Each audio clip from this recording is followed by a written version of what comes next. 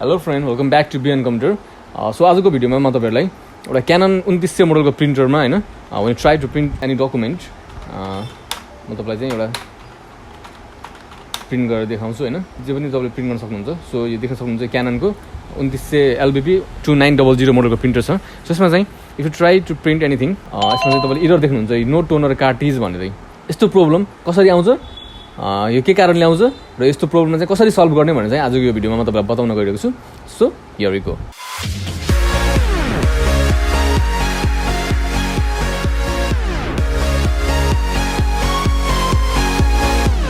So guys, as you can see यो चाहिँ तपाईँको क्याननको 2900 मोडलको प्रिन्टर हो होइन, 2900।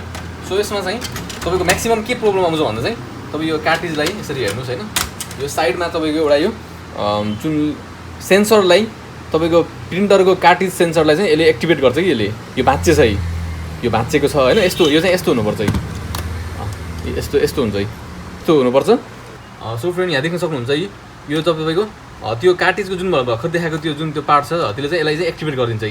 यसले चाहिँ ट्रिगर गर्छ, यतापट्टि एउटा सेन्सर हुन्छ होइन त्यो कार्ट्रिजको, त्यो सेन्सरलाई चाहिँ यसले एक्टिभेट गरिदिन्छ। यसरी यति भएपछि अनि यसले चाहिँ तपाईँको प्रिन्टरले के बुझ्छ भन्दा चाहिँ तपाईँको अब कार्ट्रिज चाहिँ यसमा सेट भयो भने बुझ्छ। अब तपाईँको त्यो चिज भाँचेपछि होइन, अथवा त्यो भाँचेपछि चाहिँ तपाईँको चाहिँ अथवा तपाईँको यसले चाहिँ यो बिग्रेर चाहिँ यता आएन, उता यता यति भयो, उता गएन नि, यो भयो भने चाहिँ यो पछाडि स्प्रिङ हुन्छ, स्प्रिङ चाहिँ यसलाई चाहिँ यसरी अन अफ गरिरहेको हुन्छ होइन।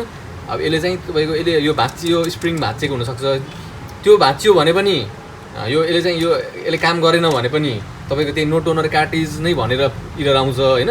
तर अहिलेको केसमा चाहिँ हाम्रो के छ भन्दा चाहिँ यो कार्ट्रिजले चाहिँ यो कार्ट्रिजमा चाहिँ यो जुन भाँचेको छ होइन, यो भाग भाँचेको छ, यो चाहिँ यस्तो हुनुपर्छ है, यस्तो हुनुपर्छ है होइन, यस्तो हुनुपर्छ। यसले धकल्छ त्यसलाई, तर यस्तो भएपछि यसले धकल्न सकेन, भाँच्यो यो होइन। त्यसपछि यो चाहिँ यस्तो हुन्छ, यहाँ राख्दाखेरि चाहिँ यसो राख्दाखेरि त्यसलाई चाहिँ यस्तो हुन्छ है। यतापट्टिको भाग चाहिँ भित्र राम्रोसँग पस्दैन कि त्यो नभएपछि, अनि त्यो बेला चाहिँ हातले चाहिँ यसरी धकल्दिनुपर्छ है होइन। यसरी धकल्दिसकेपछि बल्ल यसले चाहिँ काम गर्छ होइन। त्यही भएर चाहिँ अब यदि चाहिँ तपाईँको यो भाँचेको छैन भने चाहिँ धकल्न परेन होइन, अब भाँचेको छैन धकल्न पर्छ।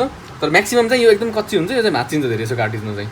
अझ पछि किनेको कम्प्याटेबल कार्ट्रिजमा चाहिँ झन् कमजोर हुन्छ होइन, झन् चाँडो भाँचिन्छ।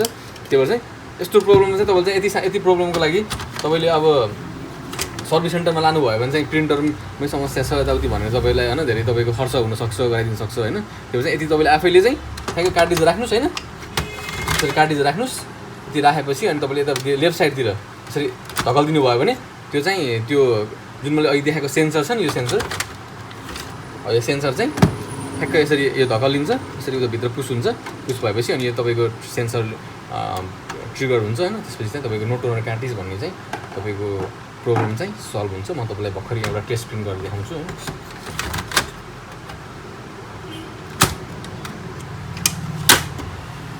सो गाइज, लेट्स सी अब प्रिन्ट हुन्छ कि नै है। हेलो भनेर म चाहिँ टाइप गरेर प्रिन्ट दिन लाग्छु।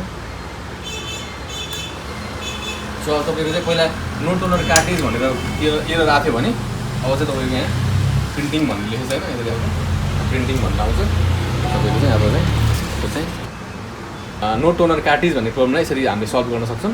So I hope you like this video and see you in my next video. Bye by.